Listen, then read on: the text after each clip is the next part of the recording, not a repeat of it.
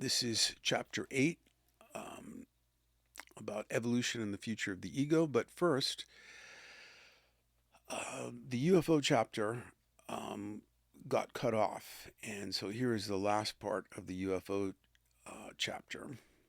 They told me that they came from everywhere, and their names, I suspect, are no more fixed than the wind. As far as why they came here, they said to me, we saw a glow. At the time, I thought this referred to cities in the night, but now I feel that it was us they saw, our souls like embers, and they knew that we were trying to grow right. That was Whitley Strieber from the Communion Letters. UFOs, evolutionary messages. Maybe that should be messengers. The UFO phenomenon, in its many guises, has much to say about our further evolution. In recent decades, the UFO beings that contactees most frequently experience have a stereotyped appearance commonly known as the Greys. What is perceived as an androgynous being with huge almond-shaped eyes, a somewhat ethereal, willowy body, and a small, almost vestigial mouth. The beings typically communicate telepathically. Increasingly, experiencers report that Greys seem to have a hive mind, classic negative version. I'm going to fix that M dash.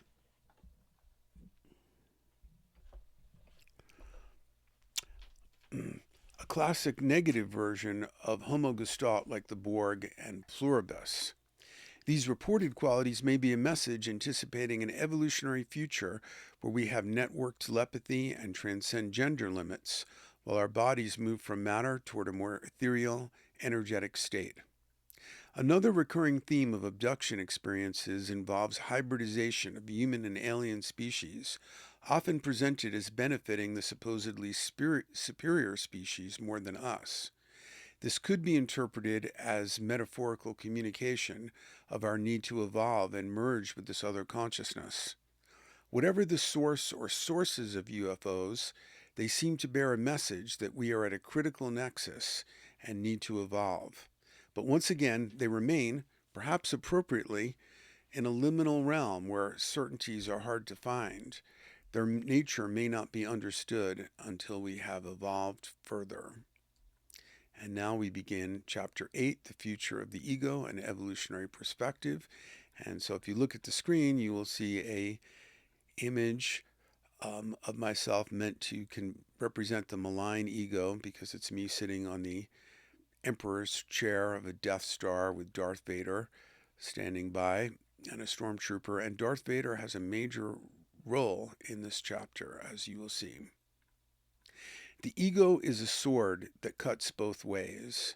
As Sophocles said, nothing vast enters the life of mortals without a curse. Currently, with the democratization of lethal technologies, pathologized egos are an existential threat. But the ego was also the evolutionary development that allowed for an exponential increase in complexity and consciousness. And by the way, if the topic of this chapter sounds like a dry topic, it's not. This chapter will have probably more science fiction in it than any other. The ego is a complex entity and difficult to define. Different people understand very different things by the term. In Jungian psychology, the ego is the center of conscious awareness, the part of the psyche that says I. Without it, self-reference and deliberate action would be impossible. From other angles, we see that the ego often carries will to power and destructive intentions. For all the novelty it helped create and its invaluable role in the human psyche, it has also become a dangerous and heavy albatross hanging around the neck of the species. It may now, in its present form at least, have exceeded its evolutionary purpose and be a type of psychic structure due for metamorphosis. But the ego, like all organisms, clings to life and can act from its own will. The ego as an archetype has a virulent will to power, and it is no more willing to withdraw than Napoleon at his prime would be to accept life in a retirement home. This dark aspect of the ego, which I will sometimes refer to when I use the loose term ego, sees itself as God and as apart from the rest of the universe. It is driven by a will to bring external objects, animate and inanimate, under its control. This pathologized version of the ego doesn't see itself as part of a living matrix, but rather looks out at an abstracted chessboard consisting of real estate, technology, and livestock there to be owned and exploited. We'll return later to how a more conscious ego differs. Essentially, it maintains what Edinger called a functioning ego self axis, an open channel to what Jung called the self.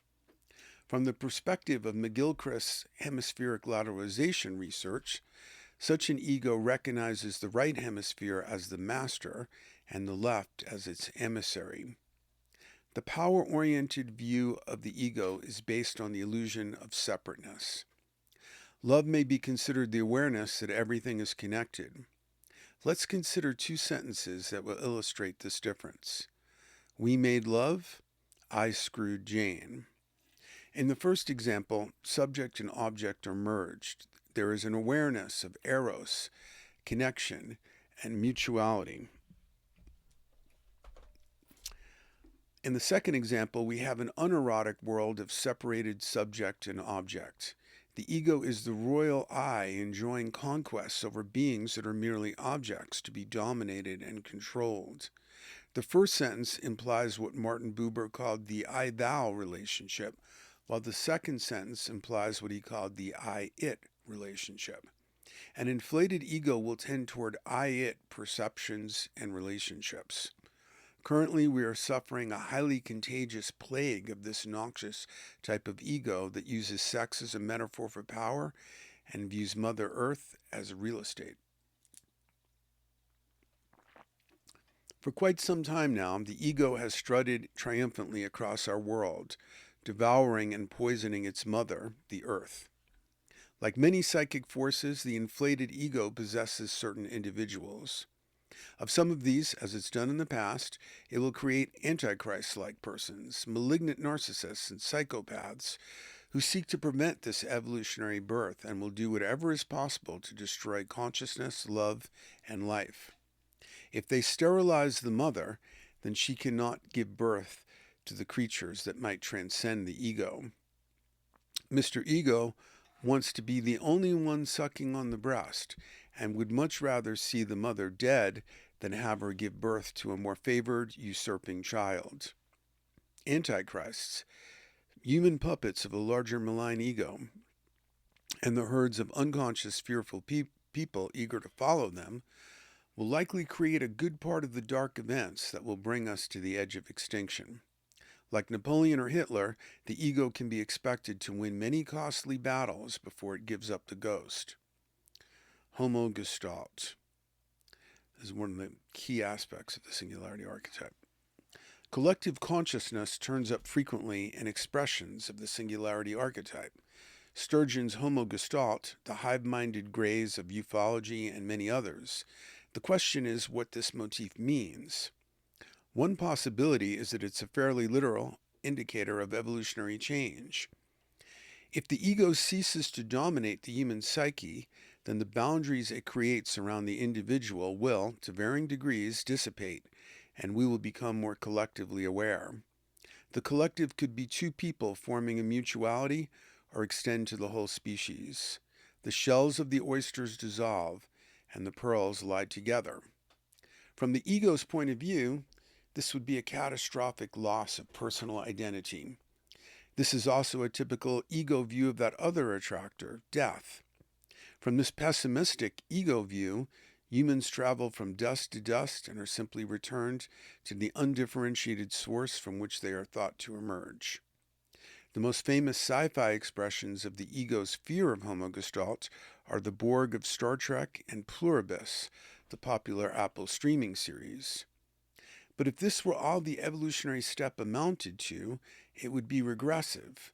Instead of expanding the immense novelty of individual identity, it would contract it into a homogeneous mass with a great decrease in complexity. Certainly, many cycles in nature reverse themselves, oscillating between extremes. Jung called this process of returning to the opposite enantiodromia, a term he borrowed from Heraclitus. The ego fears, somewhat reasonably, that the evolutionary process will be an enantiodromia, nature pressing the reset button and erasing all the individual differentiation it sacrificed so much to create. As I pointed out before, hive minds are deep in our evolutionary past, and devolution is always possible. But the singularity archetype tells us that the pendulum of enantiodromia, viewed from the right perspective, is an evolutionary spiral. The evolutionary step may not be a loss of individuality, but rather an expansion of individual consciousness into collective awareness. This is essentially what Edinger describes as the mature ego-self axis. Not the dissolution of the ego, but its conscious reconnection to the larger psyche, a relationship in which individuality is preserved but no longer isolated. These two explanations aren't mutually exclusive. The collective consciousness motif may reflect both the literal evolutionary possibility and the boundary dissolution that occurs when a writer's imagination contacts the collective unconscious. A recurring motif in singularity archetype visions involves a new means of communication transcending speech, the more evolved mode of collective consciousness. Conventionally, we imagine telepathy as projecting a voice into someone's head, which wouldn't be much of an improvement over a phone call. More sophisticated visions allow for a direct multi-mode transmission of the self, images, words, feelings, and this becomes the medium through which individual and collective consciousness can merge.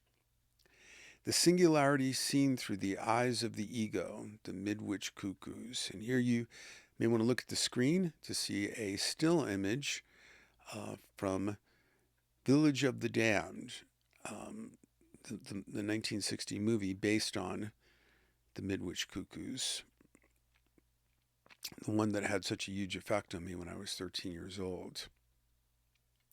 John Wyndham's 1957 novel, The Midwich Cuckoos, spins this dissolution and transformation of the ego into science fiction.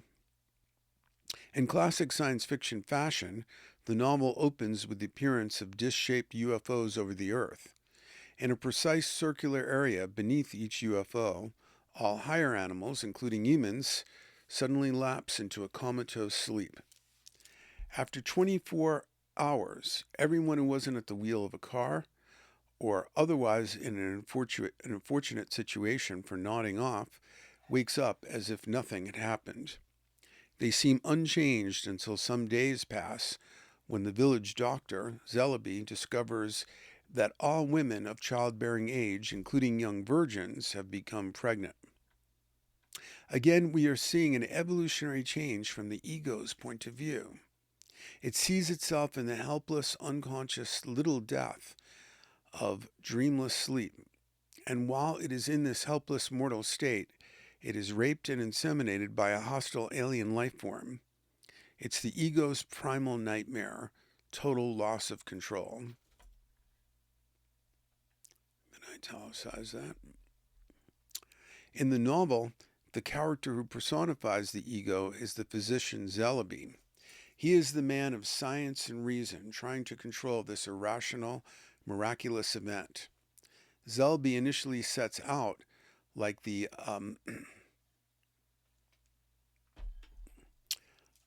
let's maybe not irrational, how about incomprehensible?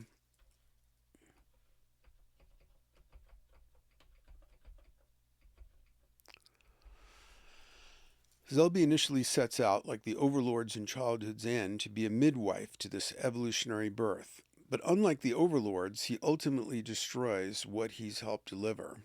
Interestingly, the name midwich sounds much like midwife, but with the emphasis of witch, modifying the second syllable. In this mutation of the word midwife, we see the ego's xenophobic, witch-hunting view of the evolutionary birth. Rather than being a selfless midwife, it would rather burn the witches, the new children who possess the dangerous magic, and represent evolutionary change.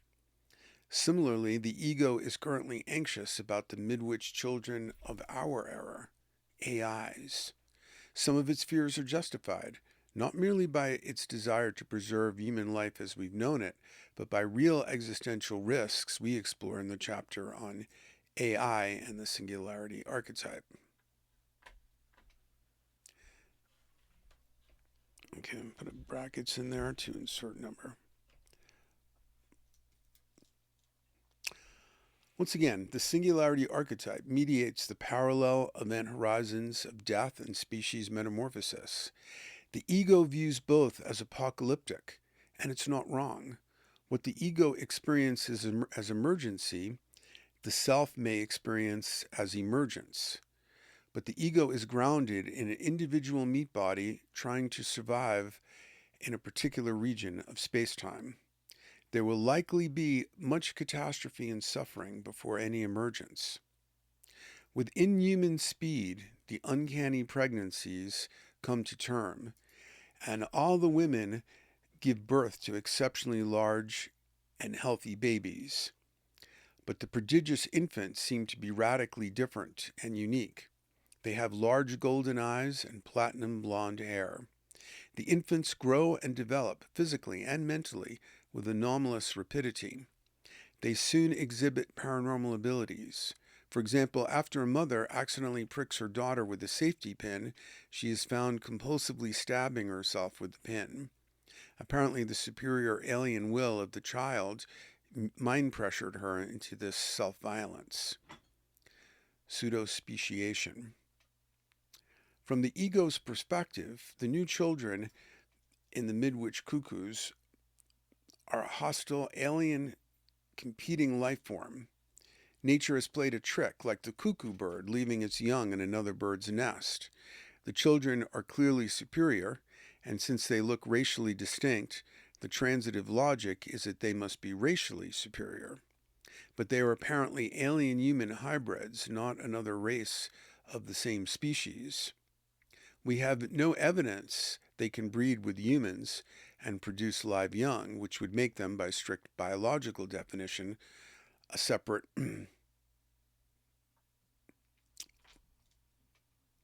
that was a very flawed sentence. We have no evidence they can breed with humans and produce live young, and without that capacity, they would, by biological definition, be a separate species entirely. In the classic 1960 film adaptation Village of the Damned, the children look distinctly Aryan, as if Nazi scientists cloned them. This looks like a case of shadow projection. The Nazis projected their shadow onto the Jews and claimed there was a Jewish conspiracy to take over the world, while the Nazis actively pursued world domination themselves and sought a 1,000-year Reich. Here we have the British psyche of John Wyndham, born in 1903. And remember, in 1900, Britain was still the real superpower of the planet. With 25% of the world's GDP, which is about where the USA is right now. So he grew up with kind of some of that mindset, even though the British Empire would soon be in a steep decline. And so we have the British psyche of John Wyndham, born in 1903, creating imperialistic aliens determined to dominate a lesser species. The fear that a new intelligent species will be bent on our destruction goes beyond the ego. Michael Murphy, in The Future of the Body, discusses evolutionary biologists' concept of pseudo-speciation, the human tendency to view other racial groups as though they were competing hominid species. They may have biological roots. It's possible that Homo sapiens achieved dominance by exterminating other competing hominid species like the Neanderthals. The midwich cuckoo's children, although perfectly human in appearance and gestated in human mothers, are apparently a different species, an alien-human hybrid. In Arthur C. Clarke's similarly themed novel, Childhood's End, the new children are viewed as an evolutionary development of the human species. But they would also have to be considered a new species, since a species is typically defined as a grouping of organisms that can interbreed and produce fertile offspring. Oops. Once the new children are born, the old humans become sterile, and the soon to be extinct Homo sapiens are demoted to the status of living fossils.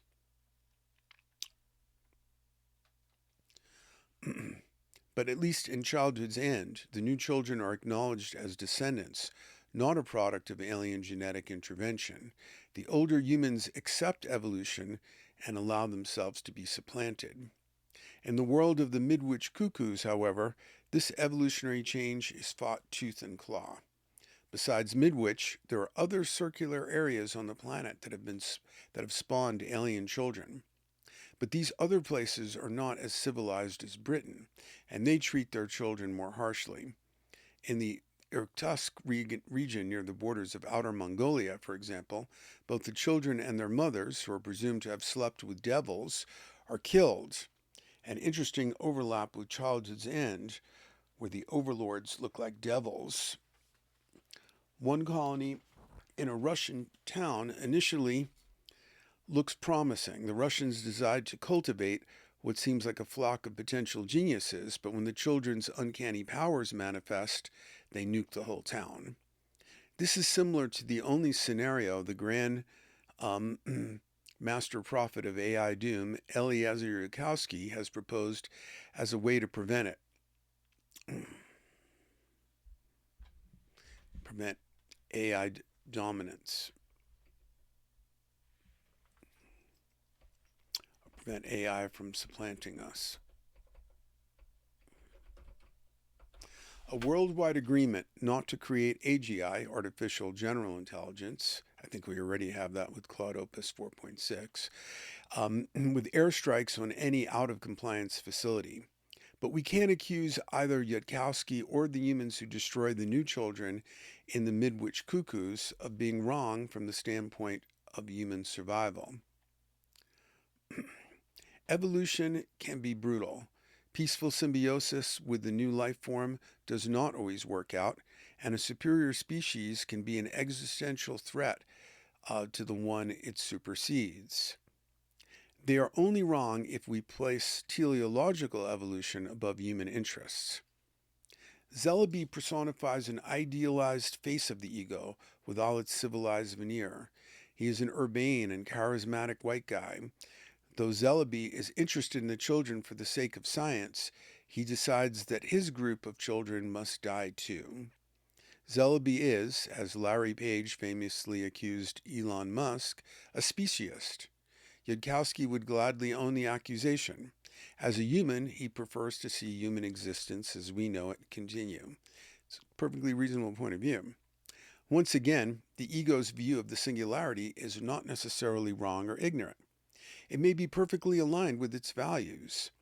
Like the mutant children of Midwich, we are also a type of hybrid. Anyone whose life depends on a smartphone is arguably a cyborg, and our hybridization with AI is intensifying exponentially.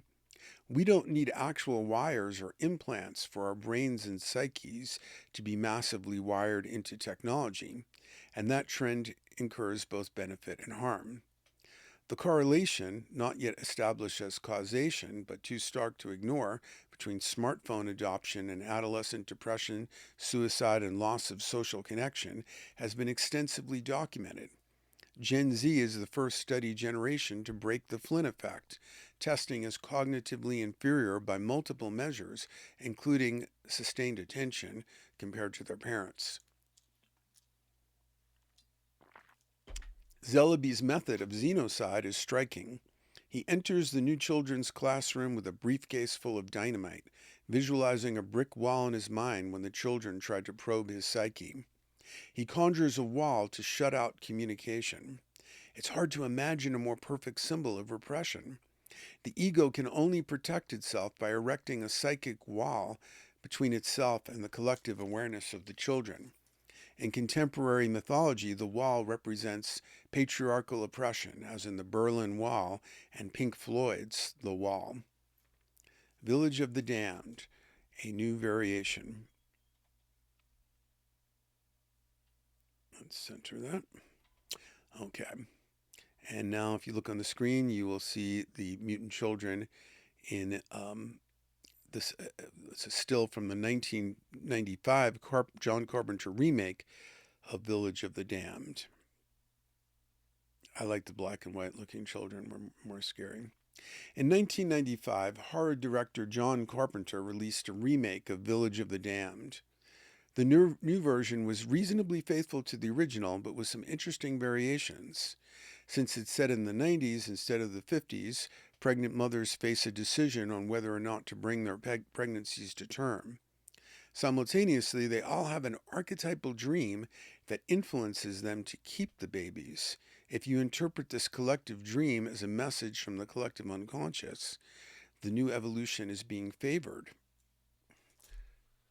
When the new children are born, they all look human except for one, a female infant who looks completely alien and is apparently stillborn. Well, she's not apparently stillborn. She is stillborn.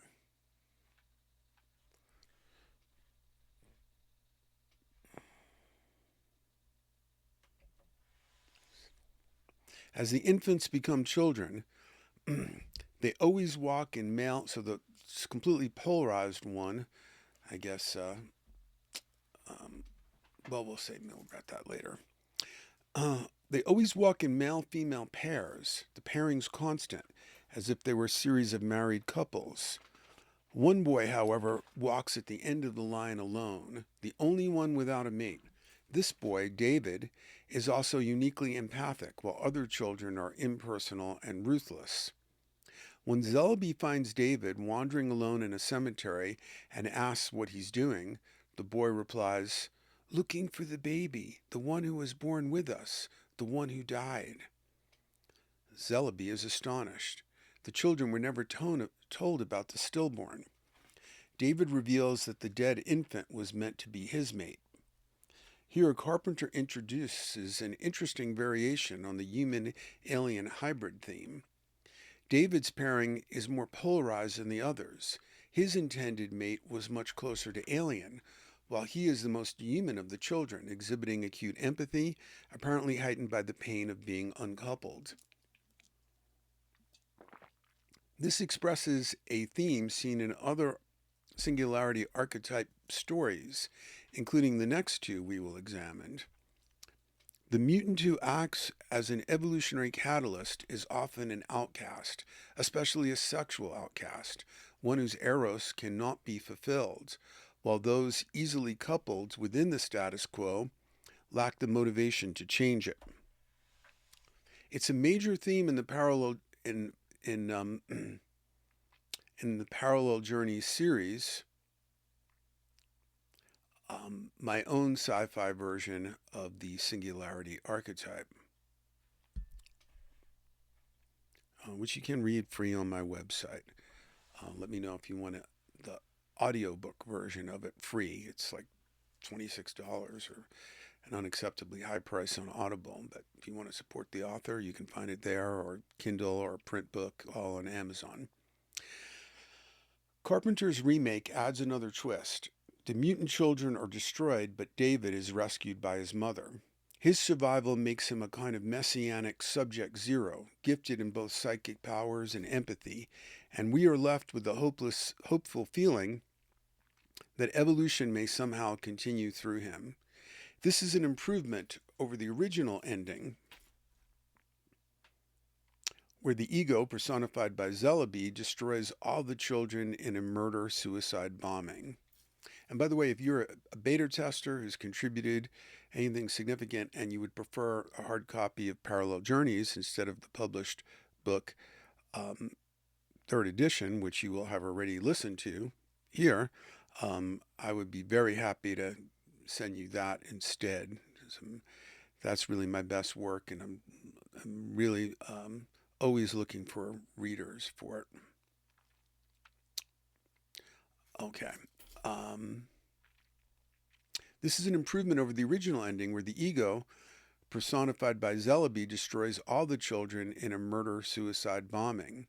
Here, the fierce Borg-like collectivized children are destroyed, but the gentle empathic mutant, David, I should put his name in there,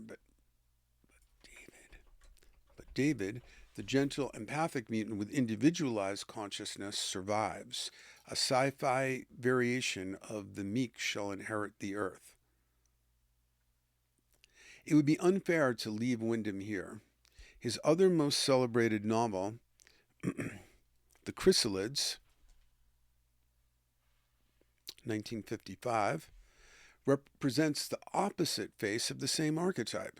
Set in post-apocalyptic Labrador, centuries after nuclear war has shattered civilization, the story depicts a society rebuilt along rigidly fundamentalist lines, a Puritan theocracy whose highest creed is "blessed is the norm," and whose catechism warns, "The devil is the father of deviation, watch thou for the mutant."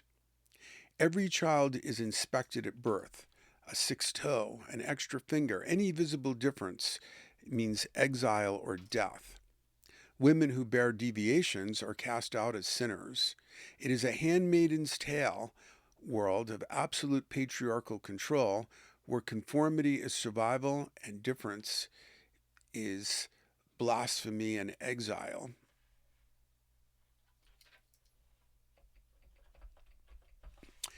Into this crushing environment, a group of children are born who look a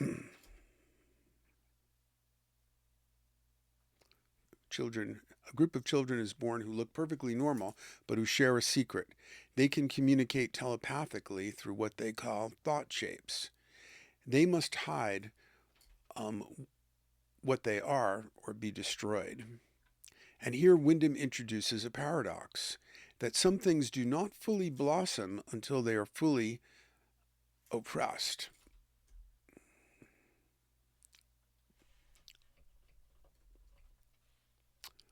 Should be oppressed. Carbon becomes diamond only under immense pressure and heat sustained over time. The toxic repressive society that persecutes the telepathic children is also the crucible that forges their bond and catalyzes their metamorphic emergence. Let's make that evolutionary crucible. Their collective awareness develops not despite the oppression, but partly through it. Secrecy deepens their telepathic intimacy. Danger accelerates their growth. Where the midwich cuckoo's children are cold, hive-minded, and predatory, the chrysalids telepaths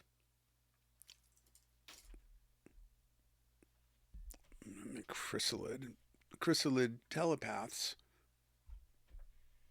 No, let's call it chrysalids telepaths. I guess that should be italicized.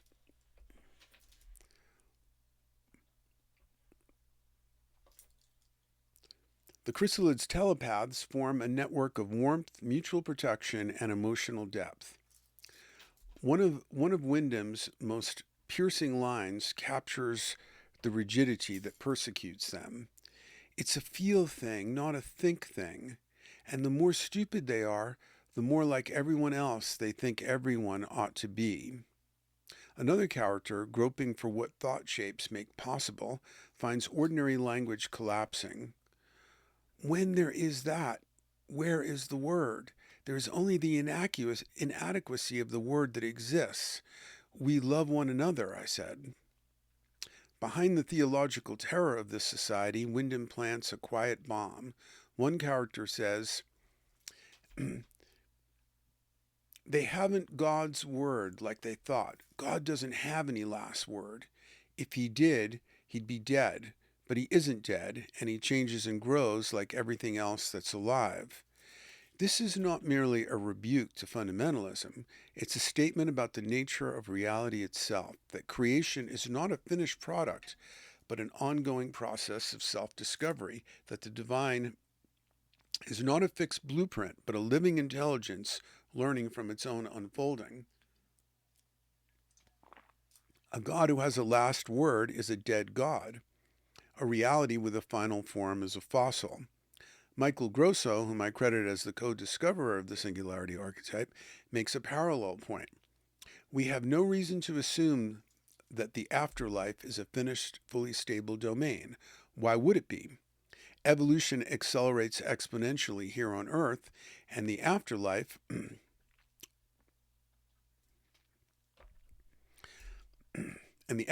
like the dream time, is not constrained by organic chemistry. It is an idioplastic thought-responsive matrix where dynamism and variety operate at a higher level, as so much testimony reflects. Nothing is finished or permanent. All is in a state of change. As above, so below. Let's put a paragraph break there. The whack-knuck fundamentalists, clinging to the norm as if it were eternal, have mistaken a snapshot for the whole film. The Sealand woman who eventually rescues the children frames this as the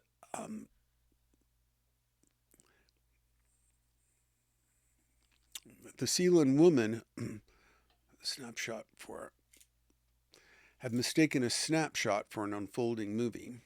The Sealand woman who eventually rescues the children frames this as the terminal diagnosis. They have become history without being aware of it.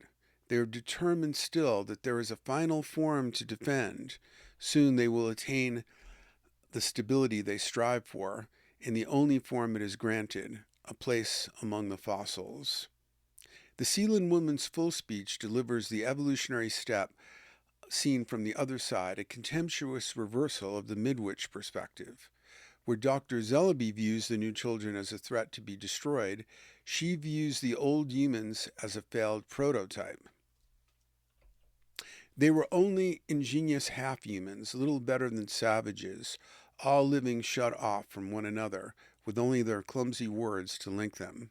They could, at their best, be near sublime animals, but not more. And then the sentence that should serve as an epitaph for the inflated ego anywhere it appears, in a post-apocalyptic theocracy or a corporate boardroom. That is their great sin. They try to strangle the life out of life. Synchronicity, crossover effects, and the thinning veil. Carpenter's remake of The Village of the Damned spilled over into the real world with the most disturbing synchronicity associated with the singularity archetype I've ever encountered in film. Before we get to this shocking episode, we need a working understanding of synchronicity itself and of the nature of this spillover effect, what I call crossover effects. Jung used the term synchronicity to describe uncanny correspondences between inner psychic states and outer physical events, defining the phenomenon as an acausal connecting principle. He developed this concept after early conversations with Albert Einstein about the nature of time, and much closer collaboration with Nobel Prize-winning physicist Wolfgang Pauli. That should be with another Nobel Prize-winning physicist Wolfgang Pauli. And ethnic pride almost tempts me to say another Jewish Nobel Prize-winning physicist Wolfgang Pauli. At the time, the theory was speculative. We now know from quantum mechanics, especially what is referred to as non-locality, that acausal parallelisms are a key organizing principle of the universe. So now here, if you can look at the screen, you'll see a photo I took of my friend Daniel tossing I Ching coins. This was the first time I ever photographed an I Ching toss, and it caught a coin landing perfectly on its edge. And then a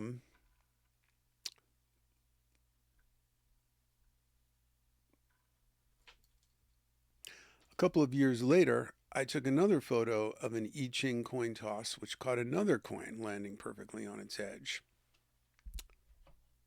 So, a synchronicity in the photos of synchronistic technology, the I Ching. For many years, I adhered closely to Jung's strict formulation. If synchronicity is truly causal, For many years, I adhered closely to Jung's strict formulation. If synchronicity is truly acausal, then any proposed example would require ruling out every possible causal mechanism, including unknown or anomalous forms of causation such as clairvoyance or psychokinesis. In practice, such certainty is unattainable. Recent dialogues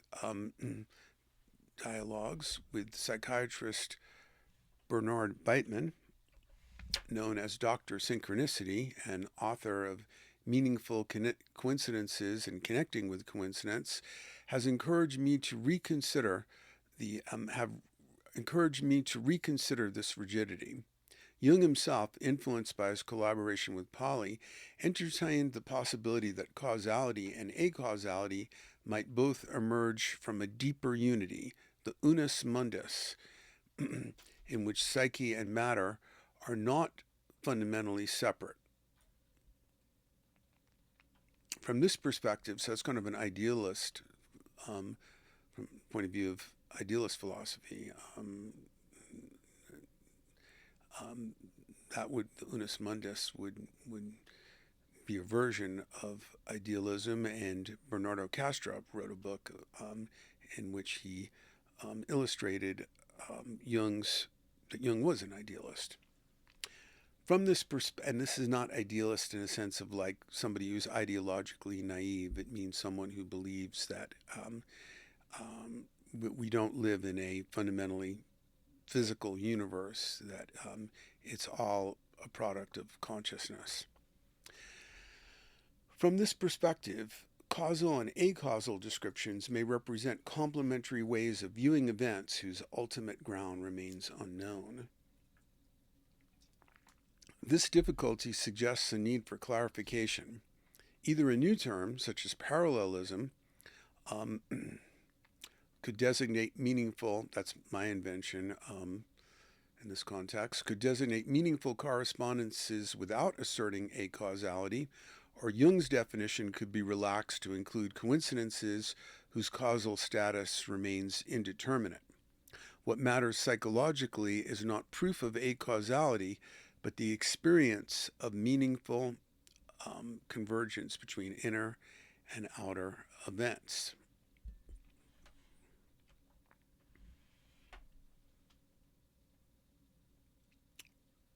Okay.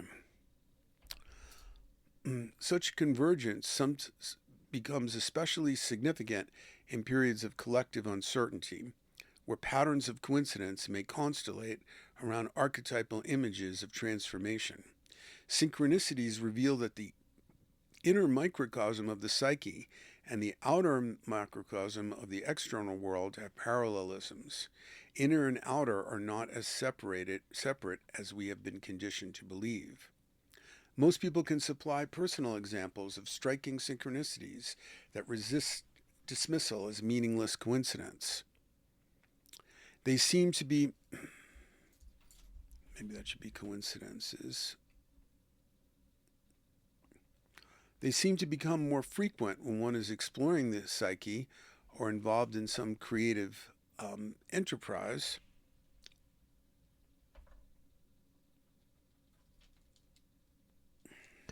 They seem to become more frequent when one is exploring the psyche or involved in some creative enterprise, but they can also happen when people are exploring dark paths. It also seems that highly charged psychic contents are more likely to be paralleled by synchronicities. Therefore, it should not be surprising that highly charged collective visions of the singularity archetype may also have accompanying synchronicities. Though synchronicities are still exceptional events, of all paranormal phenomena, they are likely the most common. Understanding and working with them can help us prepare for an increasingly idioplastic world, especially if we remain aware of the trickster aspect of the unconscious that governs the paranormal. People with a sophisticated relationship to synchronicity recognize the pitfalls of overreading them.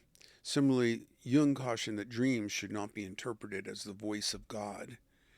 Decades ago, I coined a saying, "Wherever you cast your obsessive attention, there shall you find weird patterning."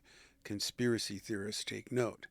If something has a strong psychic charge, for example, a romantic infatuation, the likelihood of synchronicity increases. This, however, does not necessarily indicate we are on the right track. Perhaps I am contemplating whether an object of romantic obsession shares my feelings, and a love song comes on the radio featuring a beloved with the same name.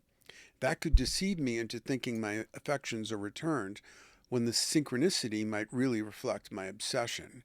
It may act as a trickster, tempting me to further obsess about someone who does not return my interest.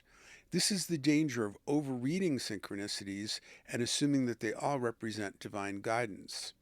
Synchronicities and other forms of parallelisms are a sword that cuts both ways. The trickster dimension is crucial. My friend and colleague George Hansen, in his seminal book,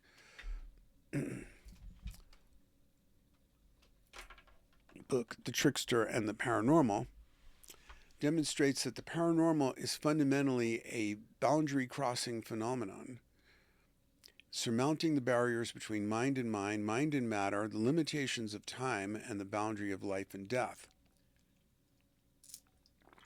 The trickster governs these crossings, and the boundary between realities is the one it most likes to violate. A key aspect of the singularity archetype is that as we approach and cross two parallel event horizons, death and species metamorphosis, reality becomes more idioplastic or thought responsive.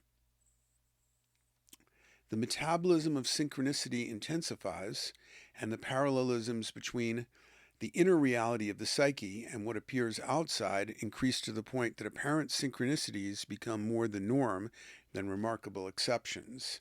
This is already the case when we cross the event horizon of waking consciousness into the dream time, where outer seeming events usually parallel the contents of the psyche. Crossover effects and the fourth wall. Which brings us to crossover effects and to the fourth wall. In the UFO chapter, we encounter Joshua Cutchin's concept of fourth wall rupture, the moment when fiction bleeds through into waking life, when the supposed firewall between collective unconscious and the phenomenal world reveals itself as a semi-permeable membrane. Jeffrey Kripal calls this process authorization, the moment when a story becomes so charged with archetypal energy that it begins writing itself into the world. As he puts it in Mutants and Mystics, we can shift from being written into the experience of writing ourselves. The fourth wall, it turns out, is actually a widening portal. Movies are collective dream delivery technology, and some films that probe deep into the collective unconscious become what Charles Fort called window zones, portals where uncanny and sometimes terrible things erupt in their wake. Films about archetypal darkness have a long and disturbing history of such fourth wall ruptures. The Omen, The Exorcist, The Crow, Poltergeist, The Twilight, and The Twilight Zone.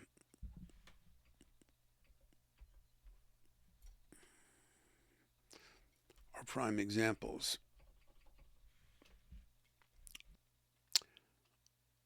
Brandon Lee, who is the son of Bruce Lee, starring in The Crow as a character who returns from the dead, was killed on set by a gun loaded with blanks that somehow also became lodged with a dummy bullet. During production of the Twilight Zone movie, a stunt helicopter crash killed actor Vic Morrow and two child actors. Morrow had been playing a man forced to experience the perspectives of those he had dehumanized. In Mutants and Mystics, Kripal provides one of the most striking cases of crossover I have encountered. The prolific comic book writer Doug Moench, I think that's how you pronounce his name, had just finished writing a scene in a Planet of the Apes comic. A black-hooded gorilla named Brutus invading the human hero's home, grabbing his mate by the neck, holding a gun to her head.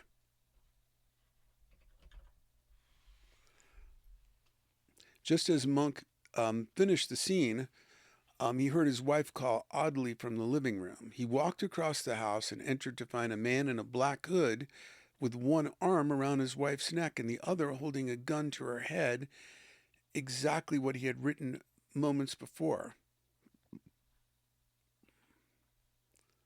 I'll size that.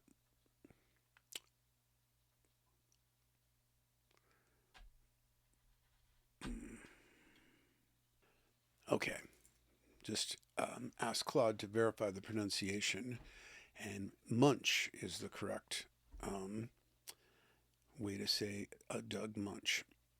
Munch described entering an altered state. The air in the room congealed, became almost like fog, and yet paradoxically, I could see with greater clarity. I could see the individual threads of his black hood. As Kripal observes, it appears that the paranormal often needs the pop cultural form to appear at all.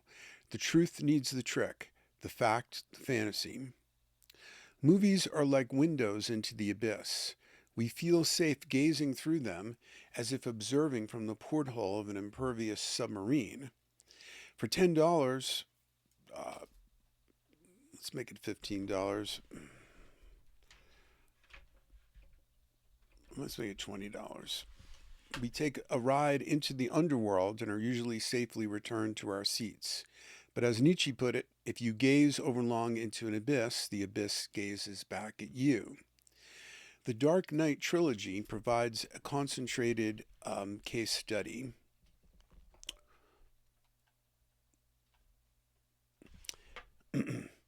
Heath Ledger's portrayal of the Joker in The Dark Knight, possibly the best personification cinema has brought us of the trickster archetype, generated crossover effects that seemed to reach through the screen. Ledger spoke openly about being adversely affected by inhabiting the role. He told reporters he slept an average of 2 hours a night while playing a psychopathic, mass murdering schizophrenic clown with zero empathy. I couldn't stop thinking. My body was exhausted and my mind was still going. Jack Nicholson, who had played the Joker in 1989, offered a cryptic response when told Ledger was dead. Well, I warned him. A technician, Conway Wycliffe, was also accidentally killed during a stunt on the same production. Then, at a midnight premiere of the trilogy's conclusion, The Dark Knight Rises, a gunman opened fire in an Aurora, Colorado theater, my neighboring city. I live in Boulder, killing 12 and wounding 70. He told police, I am the Joker. Perhaps the most chilling fourth wall detail, Warner Brothers had trailers running concurrently in theaters for Gangster Squad, showing gangsters breaking through a movie screen and firing at the audience. It is hard to imagine a more literal image of the fourth wall shattering.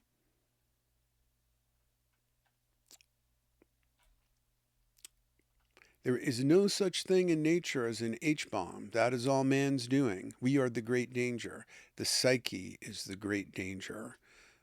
Carl Jung. We have a moral obligation to look into the collective unconscious because one of its crossover effects is called history. And as Stephen Dedalus memorably put it, history is the nightmare from which I am trying to awaken. And Stephen Dedalus is like the literary alter ego of James Joyce. War, economic collapse, environmental destruction, mass violence, these are all psychological products. Any discussion that doesn't probe into psyche misses the prime mover. The thinning veil. And the veil continues to thin, not only through paranormal eruptions, but through entirely unmystical technological means. Human technology and consciousness evolve in parallel, and ever more clever algorithms put content into our feeds that parallel our interests, obsessions, and prejudices. While algorithms work mechanistically and causally, psychologically, the relevant content they manifest may be experienced as synchronistic, as signs and portents, often delusional and dangerous, that may trick us into believing we are on the right track as we pursue fake conspiracies, extreme political ideologies, sexual obsessions, and the rest. The iconic object of the early industrial age was the iron locomotive, a single-purpose object that ran on linear tracks. The iconic object of our present age is the pixelated screen. The ubiquitous screens that occupy so many of our waking moments are like magic mirrors that reflect our psychic contents. Even if we are fully conscious of how they work, we entered a search term and relevant content is displayed, we still experience an idioplastic parallelism.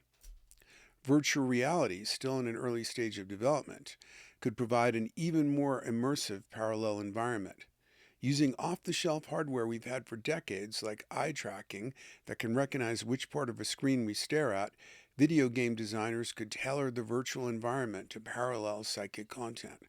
An adolescent male playing a game with eye tracking, the system observes that his eyes linger on certain NPCs, deduces his sexual interest and romantic type, fabricates an NPC tailored to his sexuality, and brings it forward as his key ally, captivating his interest, keeping him investing more of his emotional and social energy in a virtual world more flattering and responsive to his needs than the difficult, ever more fragmented world of actual human relationships. His video game skills will improve, but likely at a high cost to human skills and connection. Both Dr. Beitman and I benefit from having Socratic dialogues with AI, but we are older men who developed social skills long before such technology existed. We aren't going to use AI as a substitute for relationships with people, so our use of this thought-responsive technology is less likely to harm us than a vulnerable and socially isolated adolescent becoming ever more immersed in an idioplastic virtual world.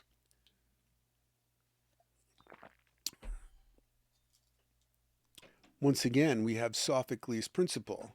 No great gift enters the mortal sphere without a curse attached.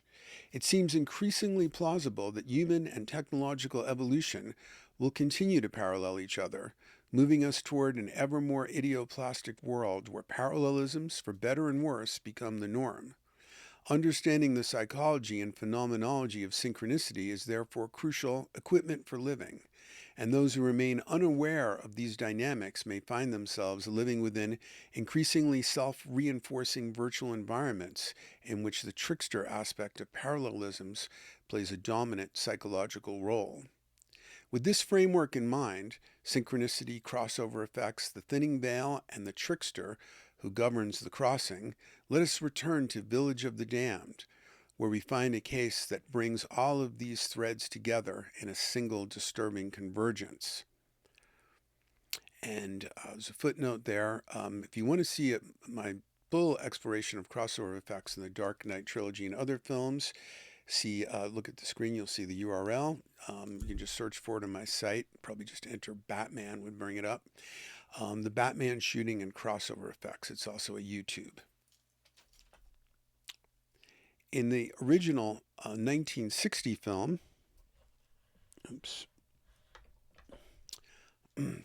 Zelby is played by George Sanders, who portrays the character as an urbane, dignified, sensitive, and compassionate man. The ego is given the most sympathetic face possible, and the audience is led to identify with Dr. Zelby as a courageous, intelligent hero facing alien evil. Sanders pulls this off magnificently, but in his actual life, the actor was an almost archetypal personification of the ego's dark side, egoistic and sadistic to a degree remarkable even for a film star gone bad. In 1960, the same year Village of the Damned was released, he published his autobiography, Memoirs of a Professional Cad. And there you can see a picture of Sanders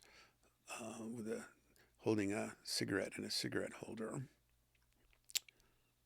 And he looks pretty creepy.